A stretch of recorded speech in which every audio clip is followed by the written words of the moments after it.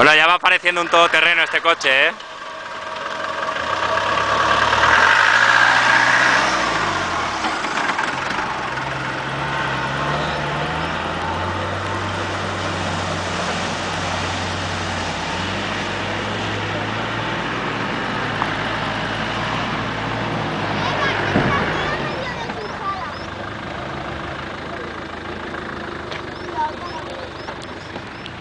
Así que se fastidia. Pero si que se rueda con el coche.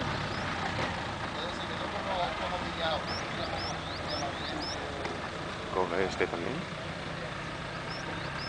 ¿Entran los dos dentro? No.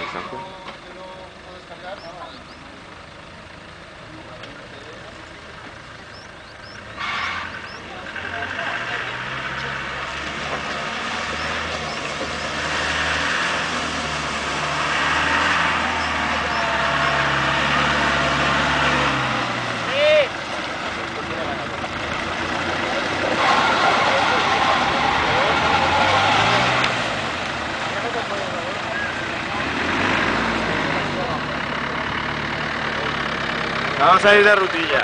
Lo que le hace es la correa.